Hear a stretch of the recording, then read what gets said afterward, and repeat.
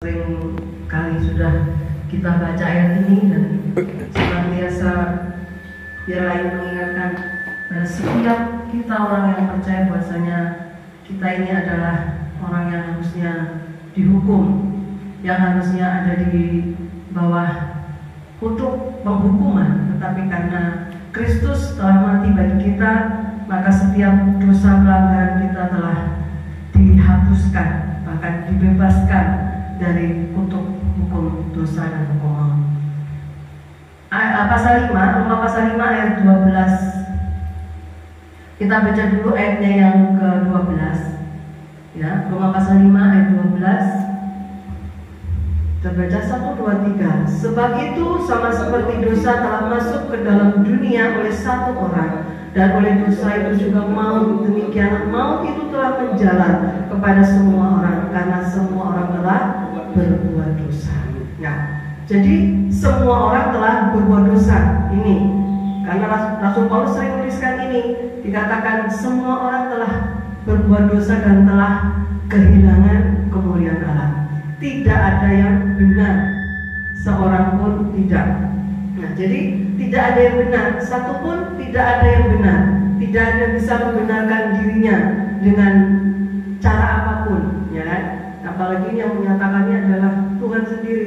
Jadi semua orang telah berbuat dosa dan kemuliaan Allah itu telah hilang dalam diri manusia karena dosa dan pelanggarannya. Nah, oleh sebab itu kalau dibaca ayat 13 ini, sebab sebelum hukum Taurat ada, dosa itu telah ada. Nah, jadi sebelum hukum Taurat itu ada, dosa itu telah ada. Makanya Tuhan memberikan rambu-rambu, ya kan? Kalau kita baca di dalam kitab Perjanjian Lama itu, Tuhan memberikan rambu-rambu bahwasanya ini kalau jalan seperti ini, apa yang dilakukan manusia itu adalah dosa, itu disebut dengan pelanggaran. Maka hukumannya ini disebutkan semuanya itu dengan hukum-hukumnya. Nah, tetapi dikatakan di sini, dan oleh dosa itu maut, demikian maut telah menjalar kepada semua orang. Jadi maut itu telah menjalar kepada seluruh umat manusia. Maka dikatakan juga keturunannya itu juga akan menanggung akibat daripada dosa nenek moyangnya. Nah, belum dosanya sendiri yang harusnya dia tanggung. Nah, oleh sebab itu kalau kita baca di sini, tetapi dosa itu tidak diperhitungkan kalau tidak ada hukum Taurat tersebut. Nah, jadi tidak diperhitungkan karena tidak ada timbangannya, tidak ada ukurannya. Ini dosa apa, dosa ini hukumannya apa, kan tidak ada di situ. Nah, oleh sebab itu dikatakan di sini, sungguh pun demikian, maut telah berkuasa dari zaman Adam sampai zaman Musa, juga atas mereka yang tidak berbuat dosa, ya, dengan cara yang sama seperti yang telah dibuat oleh Adam. Nah, jadi yang tidak berbuat dosa pun kena imbasnya karena pelanggaran satu orang tersebut. Makanya disebut keturunan itu, yaitu dosa keturunan. Ini seringkali dibahas, yaitu dosa keturunan ini ada apa enggak? Ternyata dosa keturunan itu ada, ya, ada di sini. Yang tidak melakukan itu pun dianggapnya malah berbuat dosa, disebutnya juga berdosa karena dia harus mewarisi dosa daripada nenek moyangnya. Nah, dikatakan di sini, tetapi karunia Allah itu tidaklah sama dengan pelanggaran Adam. Nah, karunia Allah itu apa? Yaitu Yesus Kristus. Nah, sebab jika karena pelanggaran satu orang, semua orang telah jatuh di dalam kuasa maut. Jadi kalau manusia sampai saat ini atau pada waktu itu Yesus Kristus belum mati di kayu salib, itu dikatakan kan tadi semua orang telah berbuat dosa dan telah kehilangan kemuliaan Allah. Nah, itu karena satu orang tersebut, yaitu Adam. Maka seluruh manusia di muka bumi ini jatuh di dalam kuasa maut. Nah, jadi orang yang tidak berdosa juga harus menanggung akibat daripada pelanggaran Adam.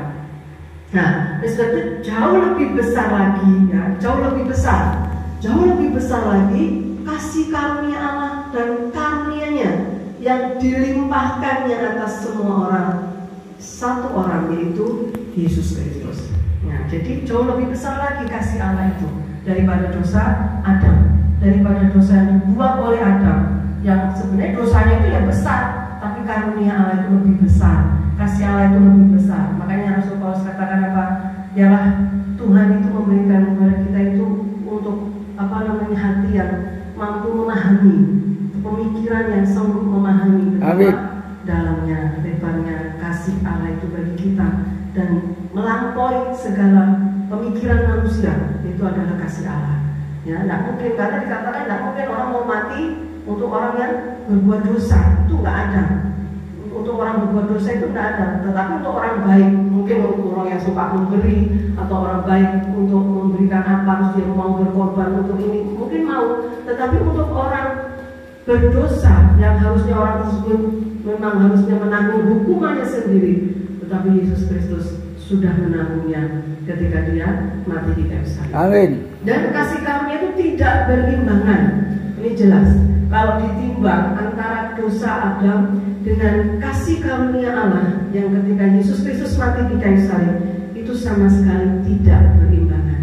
Ya, dengan dosa satu orang tersebut terlalu besar, terlalu luas, terlalu dalam kasih Allah itu bagi untuk menebus dosanya Adam dan keturunan ini terlalu besar. Amin.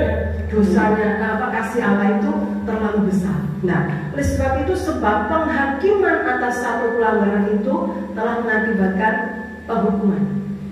Jadi penghakiman atas satu pelanggaran itu mengakibatkan penghukuman. Nah, ini dihukum. Jadi semua orang yang harusnya itu harus dihukum karena pelanggarannya.